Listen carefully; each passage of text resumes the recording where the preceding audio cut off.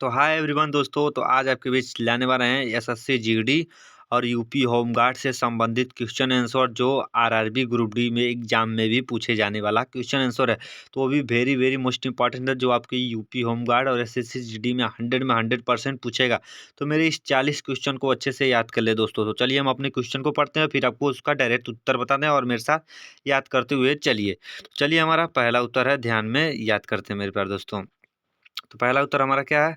हमारा भारतीय संविधान का संरक्षक किसे कहा जाता है? भारतीय संविधान का संरक्षक किसे कहा जाता है? तो मेरे प्यारे दोस्तों, किसे कहा जाता है? अगर आपको इसका उत्तर मालूम है तो कमेंट करें, नहीं मालूम है तो मैं आपको बता रहा हूँ, मेरे साथ याद करते हुए चलिए। इसमें हमारा राइट आंसर क्या है? ऑप्शन नंबर डी सही है। क्या सही है? क्या इसमें हमारा right answer? Option number D सही है। क्या है हमारे? क्या है? सर्वोच्च न्यायालय। क्या? सर्वोच्च न्यायालय। हमारा ऑप्शन नंबर डी है सही जवाब। तो अब आता है क्या हमारा दूसरा क्वेश्चन को ध्यान में रखते हुए अच्छे से याद करें। क्या नीति आयोग की स्थापना किस वर्ष हुई? मेरे प्यारे दोस्तों, नीति आयोग की स्थापना किस वर्ष हुई थी? तो मेरे प्यारे दोस्तों, किस वर्ष हुई थी? ऑप्शन नंबर सी है। क्या? 2015 में हुई थी। क्या? 2015 में हुई थी।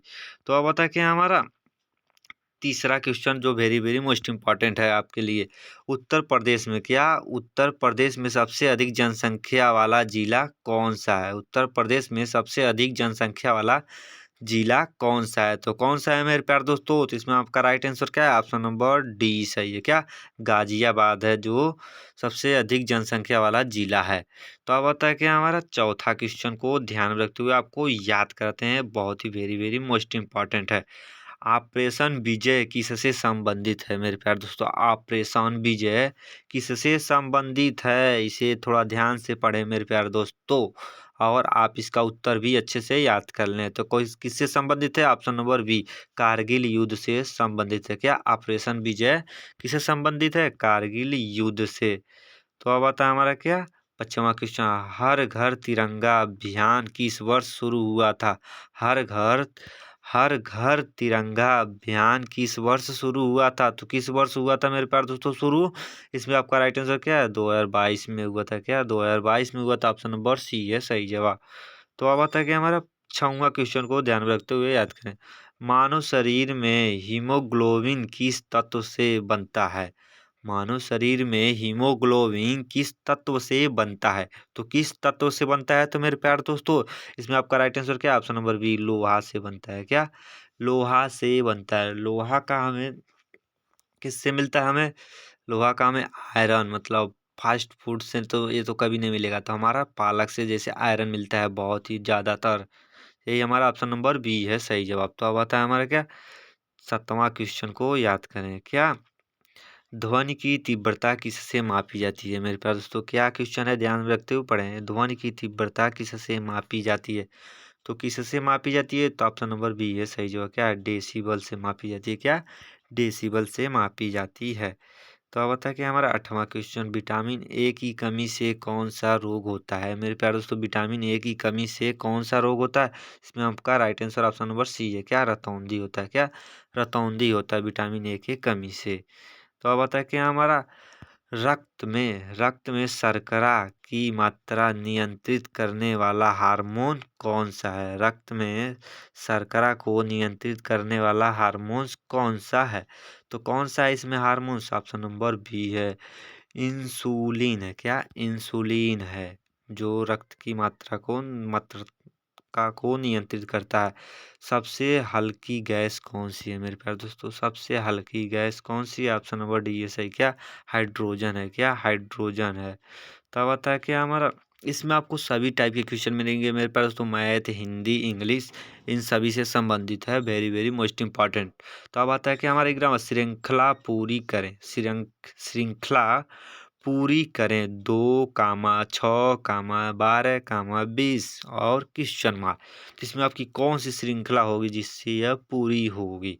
तो कौन सी श्रृंखला है? तो मेरे प्यारे दोस्तों, हमारा ऑप्शन नंबर ए है सही। क्या? 28 है। इसको आपको अगर अच्छे से समझना है तो मेरे को कमेंट में बताएं, मैं आपको पूरे अच्छे से डिटेल में इसका एक वीडियो बना दूंगा। तो अभी आप थोड़ा सा दिमाग लगा के समझिए कैसे ये 28 हुआ है, और आप इससे थोड़ा कोशिश करने की, सॉल्व करने की कोशिश करें। नहीं मालूम होगा तो मैं आपको ज़रूर बताऊंगा। तब आता है कि हमारा 12वां क्वेश्चन, पुलिस थाना शिक्षक पुलिस थाना शिक्षक।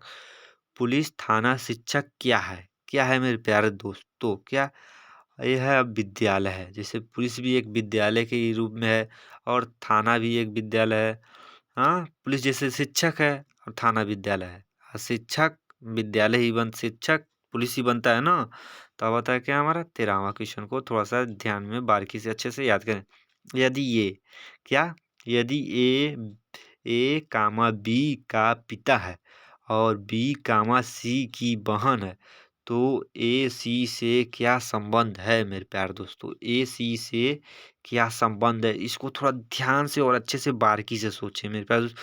इसमें आपको क्या है? क्या आपको दिख रहा है? तो इस पे आपका राइट आंसर हम बता देते हैं अच्छे से याद करने। और भी कोई डाउट होगा तो मैं आपको बता दूंगा। कमेंट करें, मैं आपको जरूर जरूर बताऊंगा। इसमें आपका right answer option number D. क्या? डी मतलब दादा है। क्या? दादा है। अगर आपको इसमें कुछ भी थोड़ा डाउट हो तो आप मुझसे कमेंट करके बता सकते हैं। कमेंट में मैं आपको कमेंट जरूर चेक करूंगा। अब बताया क्या हमारा?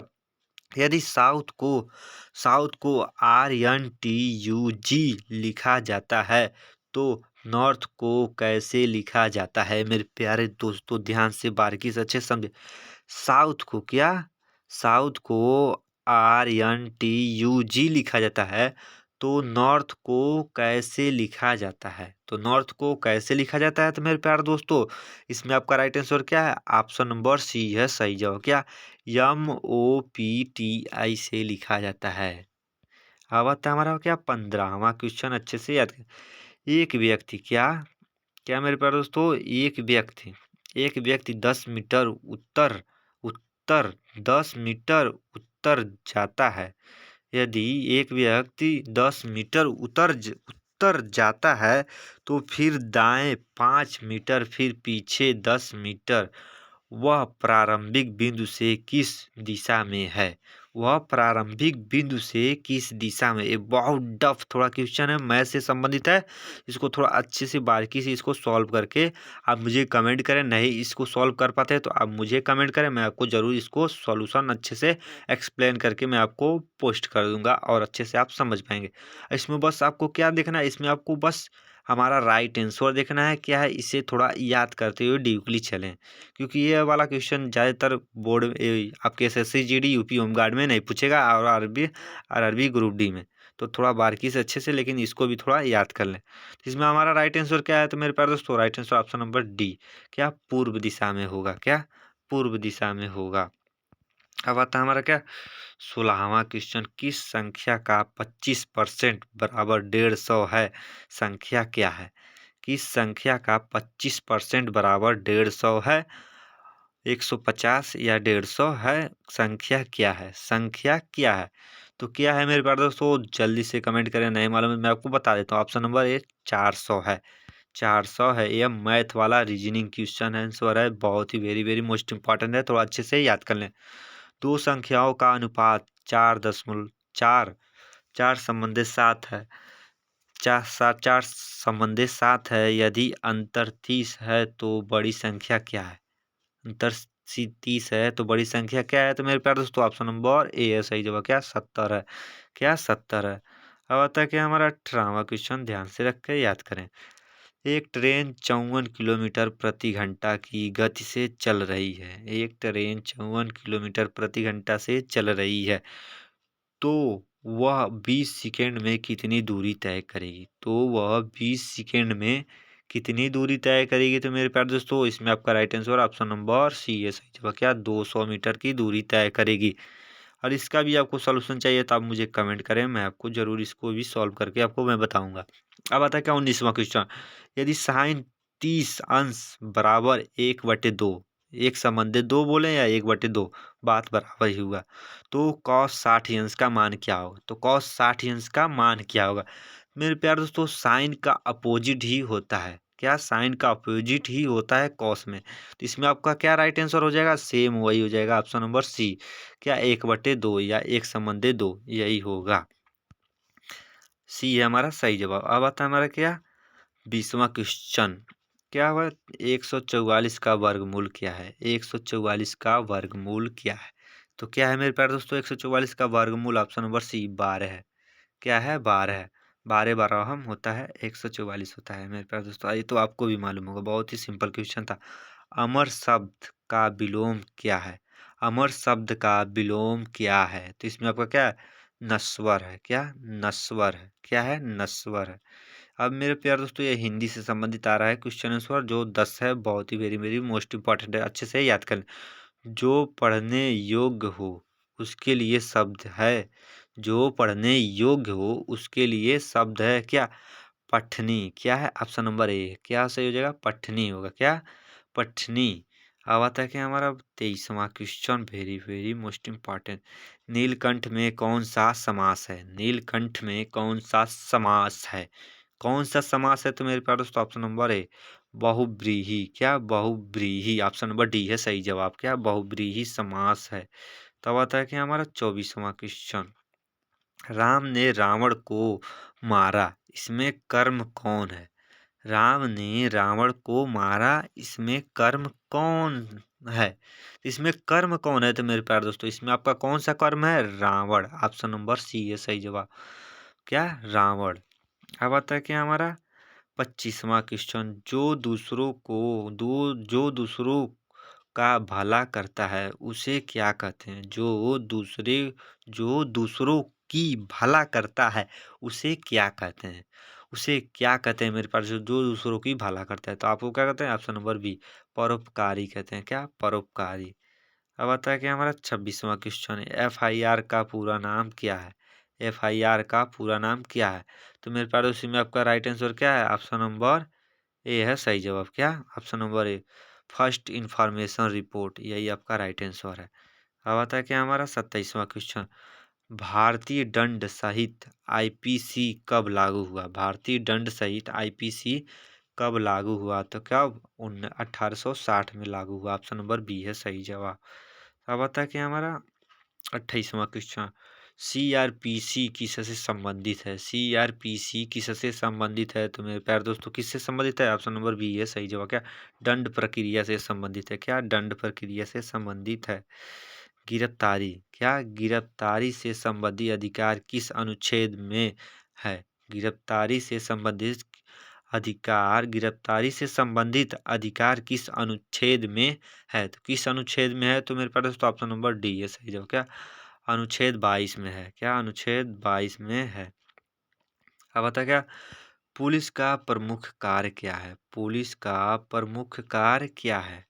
क्या है मेरे पास दोस्तों पुलिस का प्रमुख कार्य? ऑप्शन नंबर सी है। क्या? कानून व्यवस्था बनाए रखना। क्या? कानून व्यवस्था बनाए रखना।